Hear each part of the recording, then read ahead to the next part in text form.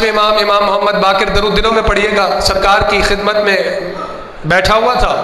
एक शामी शख्स आया, उसने कहा यब्ना रसूल अल्लाह, मैं आपका बड़ा मुहिब हूँ, आपसे मोहब्बत करने वाला हूँ, लेकिन मेरा जो बाप था ना वो आपका दुश्मन था,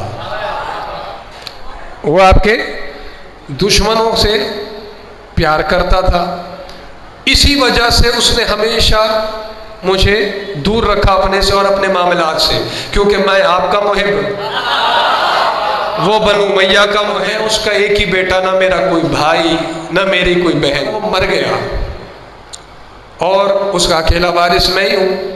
तो उसका तरका जो माल वो छोड़ के गया है वो मुझे मिलना था, लेकिन चूंकि मैं आपका मुहिब हूँ तो इसी वजह से अपनी ज़िंदगी में तरका सारा माल कहीं छुपा के दबा के चला गया, मुझे बताया नहीं उसने ताकि मैं उससे फ़ायदा न उठा। ने फरमाया तुझे ज़रूरत है क्या?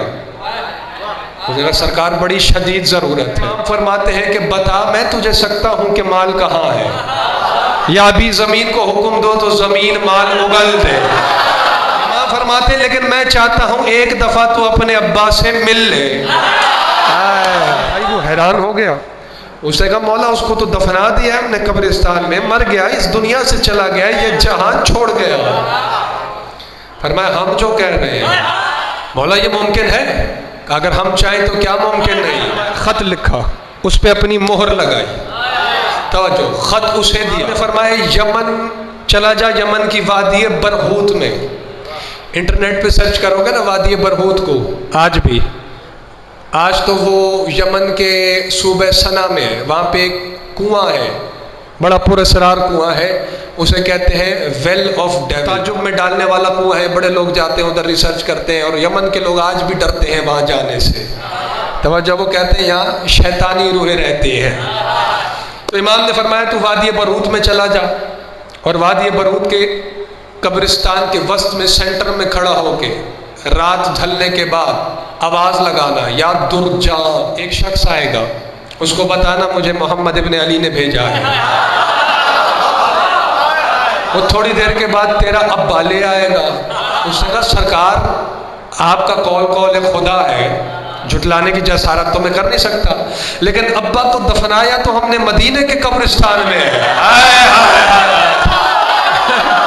या अली, या अली, या अली, आप भेज रहे हैं वादी बरहूत में, जवाब इमाम का है। इमाम ने फरमाया ये भी अपने अब्बा से मिल के पूछ लेना कि दबाया मदीने में था, बरामद वहां से क्यों हो रहा।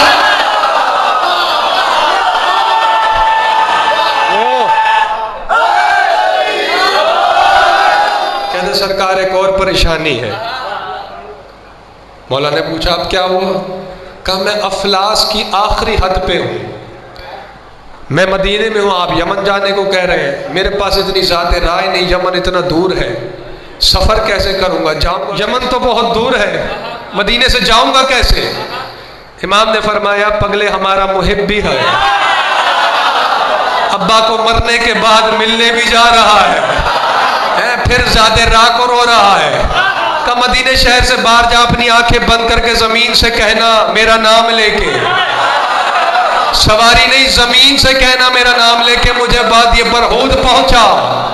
पलक झपक में अगर तुझे ज़मीन ने वादी बरहूत ना पहुंचाया तो मुझे मोहम्मद बाकिर किसने बना।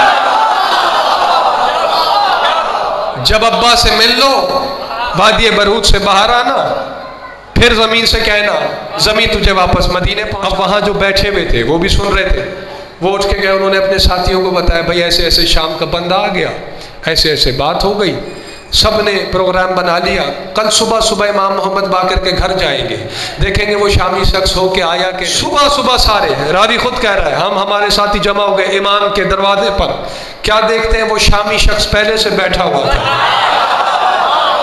हमने कहा भाई साहब गया नहीं तो गया भी था, पलट के वापस भी आ। कब्र जल्दी पता हुआ क्या? उसने कहा इतनी जल्दी क्या है, मौला को तो आने दो, है मेरे सरकार तो आ जाए इमाम के सामने, सारी बात बताऊं। इमाम मोहम्मद बाकिर अपनी मसनद पे तशरीफ फरमा हुए, इमाम ने पूछा हाँ भाई सुना। इसने कदम पकड़े, चूम भी रहा है, हमद अल्लाह की कर रहा है, अब पता नहीं इस जुमले का लुत्फ किसने लिया है। امام کے قدم چوم رہا ہے، امام نے دونوں ہاتھوں سے اٹھایا، کہا جانتا تو میں ساری بات ہوں، لیکن یہاں کتنے ایسے بیٹھے ہیں جو تیری بات سننے کے لیے بڑا بیٹا، جیسے آپ نے حکم دیا تھا۔ میں نے زبین سے کہا وادی برہوت پہنچ گیا، رات کا وقت تھا، قبرستان کے وسط میں، چونکہ امام نے بھیجا تھا، خوف تو ختم ہو گیا، خط امام کا ہاتھ میں تھا، جا کے میں نے آواز لگائی، وہی 3 دفعہ یا درجان، جو ہے یا درجان۔ ایک شخص آیا، اس نے کہا کون ہو، کیا چاہتے ہو؟ میں نے کہا میں محمد ابن علی کا بھیجا ہوا قاصد ہوں۔ اس نے مجھ سے کہا اچھا یہی رک، ابھی لے کے آتا ہوں۔ تھوڑی دیر کے بعد وہ ایک بڑا کالا سیاہ بڑا خوفناک کالا سیاہ، یہ کالے کی بات نہیں کر رہا، ایسا کالا جو ڈرا دینے والا ہے، کہہ رہا ہے ایسا شخص لایا مولا، پہلے تو میں نے انکار کر دیا۔ اس نے کہا یہ نہیں، یہ ہے تیرا ابا۔ اس نے کہا میرا ابا گندمی رنگ کا، اچھی شکل و صورت کا آدمی تھا، یہ کس کالے کو لے آیا اور کہہ رہا ہے یہ تیرا ابا ہے؟ کہتا وہ جو خوفناک شخص تھا مولا، اس نے سر جھکا کے کہا بیٹا مجھے اور شرمندہ نہ کر، یا علی یا علی یا علی یا علی، آپ کے کوئی نشانی دے، میرا تو ڈرا دینے والا خوفناک آدمی ہے، تیری شکل دیکھ کے تو جو ابا یاد بھی تھا مجھے۔ میں نے کہا بیٹا شرمندہ نہ کریے، اس سے پھر مجھے ماں کا نام، دادی کا نام، نانی کا نام، نانا کا نام، خاندان کی نشانیاں بتائیں۔ جب مجھے یقین ہو گیا کہ یہی ہے، میں نے کہا یہ کیا ہوا؟ اس نے کہا تو بڑا خوش قسمت ہے، میں بڑا بد قسمت ہوں۔ آئیے شاہ جی آئیے۔ کہا تو جس دروازے پہ جھکا ہے وہی حق ہے، میں ساری زندگی بنو امیہ کو سب کچھ سمجھتا رہا، دیکھ میرا حشر کیا ہو گیا۔ مولا میں نے اس سے پوچھا ہم نے تو تجھے مدینے میں دفنایا تھا، یہ تو وادی برہوت میں سے کہاں سے برآمد ہو رہا ہے؟ اس نے کہا بیٹا یہی تو مجھے جہاں میں آ کے پتہ چلا، تم تو دفنا کے چلے گئے، 4 افراد آئے، مجھے وہاں سے نکالا، یہاں اس وادی میں لے آئے، یہاں آ کے پتہ چلا تمام دشمنان آل محمد کو یہی سزا مل رہی ہے کہ مجھے یہاں کے پتہ چلا کہ جو محبان آل محمد ہیں جہاں مرتے ہیں، جہاں دفنائے جائیں، پہنچائے جنت البقیع میں جاتے۔ ابھی بھی ان کی محبت نہ چھوڑنا۔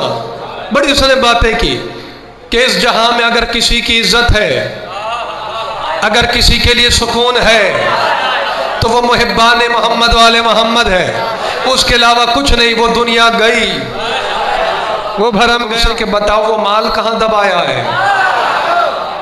اس نے کہا بیٹا وہ گھر کا فلاں باغیچہ نہیں ہے جو زیتون کا درخت ہے، اس کے شمالی طرف دبایا ہے، 2 لاکھ درہم ہے۔ کہتا ہے مولا 1 لاکھ درہم گھر چھوڑ کے آ گیا، 1 لاکھ نیاز آپ کے لیے لے آیا۔